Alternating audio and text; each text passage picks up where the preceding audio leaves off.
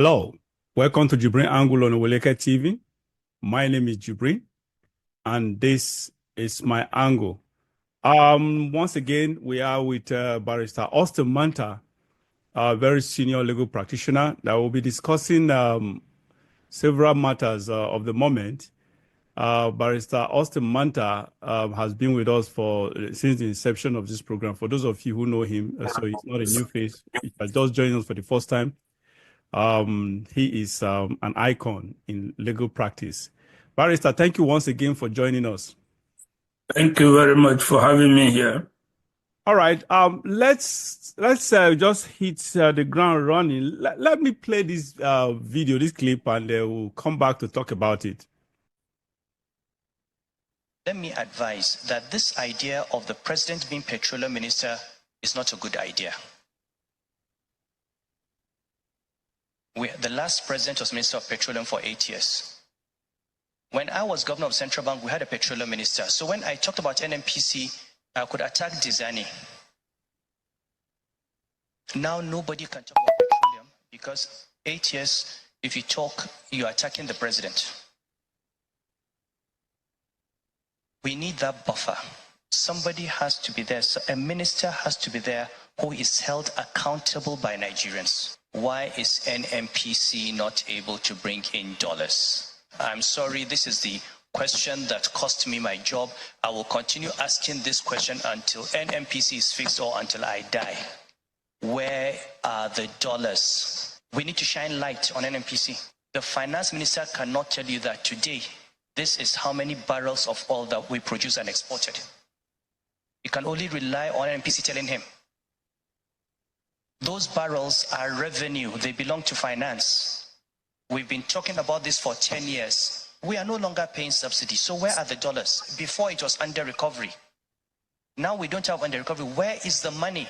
NNPC is the most opaque oil company in the world.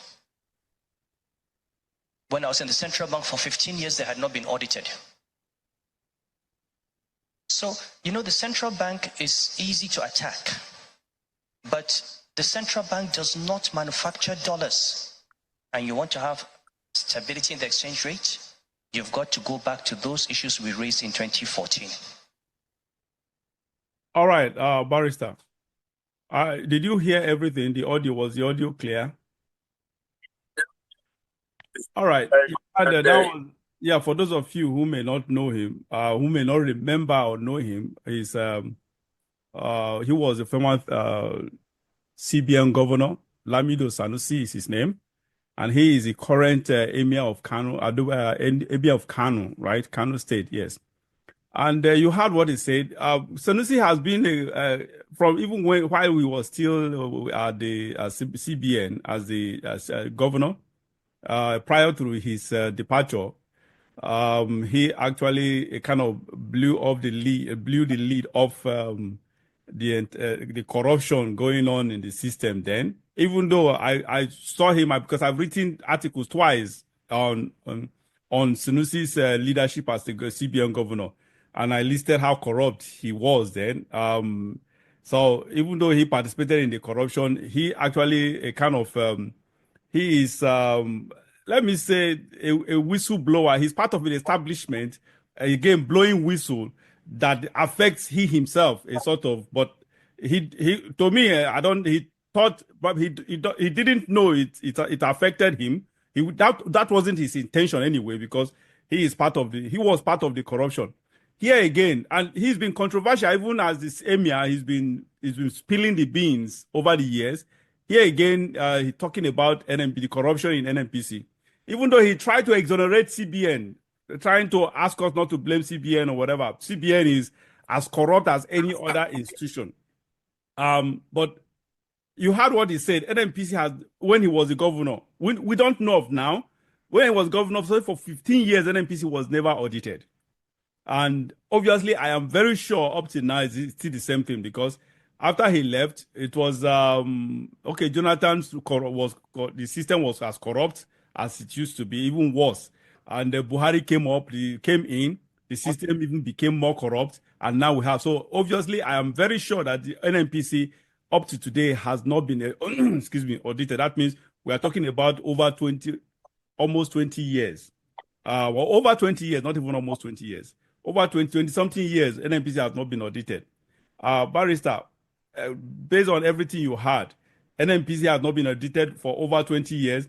The corruption in NNPC, exonerating CBM from corruption.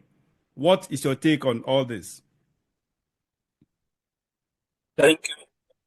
First of all, let me say that, let me take the angle of trying to exonerate the CBN. That is disingenuous. There are three systems, I'll call them systems, in the Nigerian polity that are the most corrupt, the most opaque, and the most insidious. Number one is NNPC. Number two is CBN. Number three is Ministry of Finance, with another ministry. If you know Ministry of Finance, there's another ministry within it, what they call Ministry of Finance Incorporated. Wow. It's within the Ministry of Finance. I never heard of they that. call it MOFI, Ministry of Finance Incorporated. Wow. That is the arm of the Ministry of Finance that finances foreign offshore components of budgets and every other thing. In other words, if any establishment of government is to do offshore transaction, it is that Ministry of Finance Incorporated that will provide the dollars, the foreign exchange, the foreign currency for that particular event.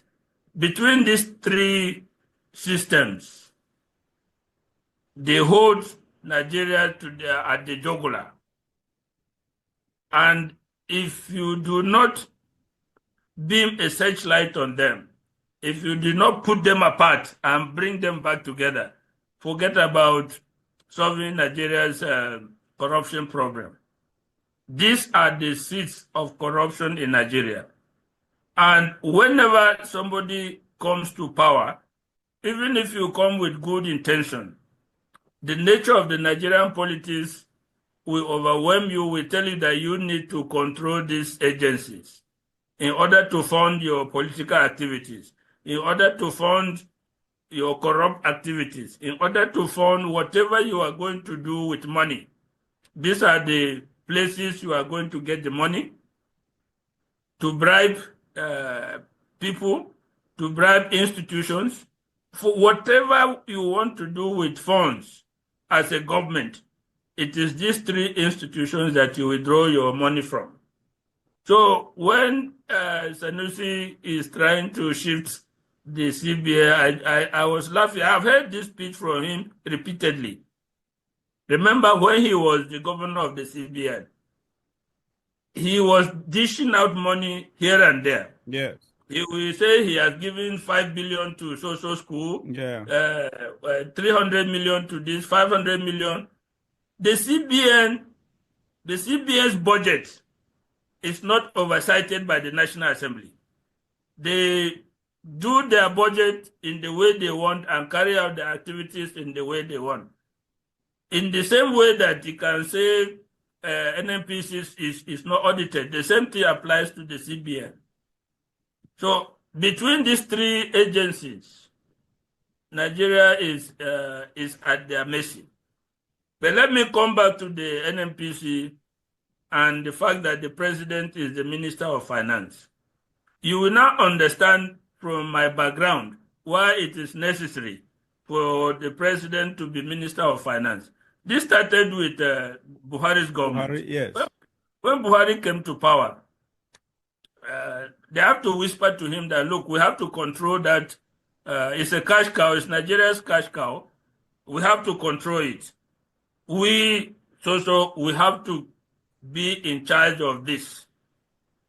So at the end of the day, who better to be in charge than their own person, the president himself? In other words, whatever is happening, you had a minister of state, Ibe Okachukwu that time, Ikechukwu, I can't remember his name then. Yeah. He was a minister of state, but he was just there. Everything had to be cleared with the president. And if you know how the presidency is configured, some of these things don't even go directly to the president. There are people in the presidency who the president has put in charge of getting memos from the NNPC. So the memos will come to them. Before some of them will reach the president, some will not even reach the president. So it is an issue of control of resources. This is the largest income earner in Nigeria. So they want to control it and use the funds to their benefit. It's not about uplifting the NNPC. It's not about making it competitive with other international, Aramco of Saudi Arabia, the Libyan oil company, Venezuela oil company, Angola oil company, and the rest. It is our personal ethnic and religious configuration in Nigeria that directs the control of these agencies for those purposes, not for the overall benefit of the country. And this is one of the tragedies. For 8 years, Buhari was Minister of Petroleum. Now Tinubu has seen what can be done with that ministry. He has seen that is in his interest to control that ministry because they will need money for campaigns. They will need money to bribe people and organizations here and there to retain and maintain themselves in power. So if you open up that place, if you bring transparency in that place, how do you get what you want? How do you get that sleaze? So I agree with him that NNPC is one of the most opaque oil companies in the world. But of course, Nigeria is one of the most corrupt countries in the world. So they go hand in hand. I'm not surprised. You see what is happening in the oil industry today. I hope you have kept abreast of it. In 2021, the sum of 2.9 something, almost $3 billion was released for the term of the 3 refineries, the turnaround maintenance of the 3 refineries. That is under Buhari. So you have 1.5 something billion dollars for Port Harcourt refinery, 740 million and something for Kaduna, 600 and something million for Wari refineries. All in dollars. All in dollars. Altogether about $3 billion was released for these 3 refineries. Now, since 2021, we kept hearing dates, September, October, December, January it will start, February it will start. Finally, last year we were told that Port Harcourt refinery is on stream. There was, Tinubu celebrated it, the papers, everybody was jubilating. At last, the refinery was on stream. After a month, we heard that Wari was also on stream. Now, people who knew the state of the refineries, who knew that this was all a part of the corruption, they spoke out. They said, look, all these things are just RNG matters. Obasanjo spoke out. He knew the state of the refineries. He sold them when he was about to go. But the incoming government, like the same problem, said, no, you can't say this. We need to control it. They reversed it. So he said, look, these things you are pouring money in is just a way of corruption. I guarantee you these things will not work. Today, Wari refinery is closed, is shut down. Port Harcourt refinery is operating at below 40%. So where is all the $3 billion that was released? Today we are told that the managing directors of the refineries have been arrested. Mary Kelly has been removed and replaced.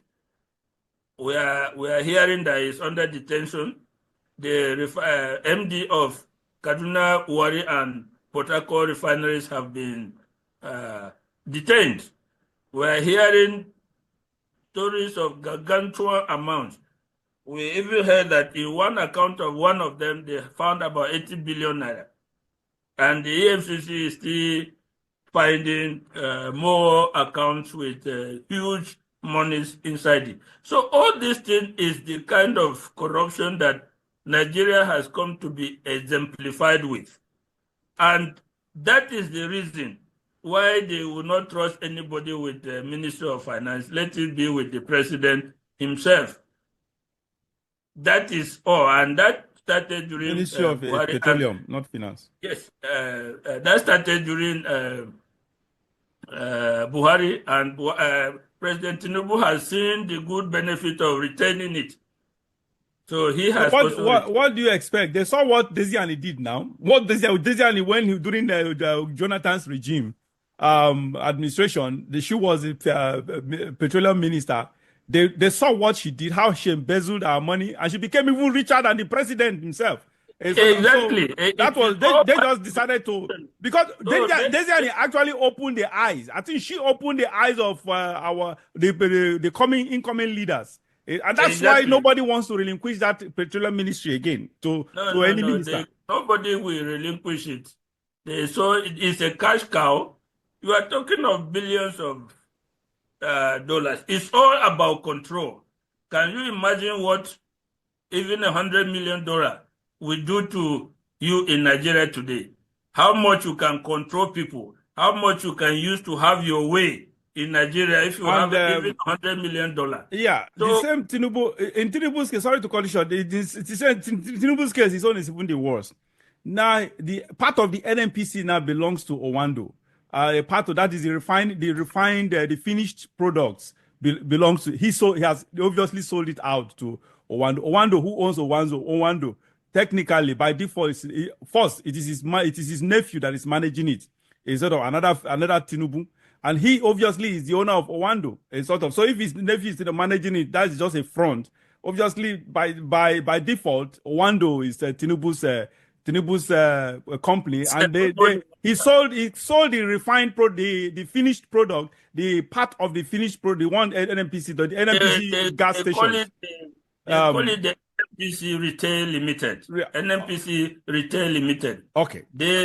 That is the arm of NNPC that is in charge of all the NNPC refined mega filling stations throughout the country, of which there are thousands and thousands. This man, we say, what's his name? Dangote is Africa's richest man. I bet you, Dangote is not as rich. Anyway, that's what's on record. I am telling you, Tinubu is far richer because he has everything. The core resources of Nigeria, he already has it at his beck and call. That is just the reality. That man is not only stupendously rich, is stupendously corrupt, and I don't know how much and how far we can take this. It's becoming very, very irritating and annoying, becoming more and more frustrating, and I don't know. We just have to call it a breaking point.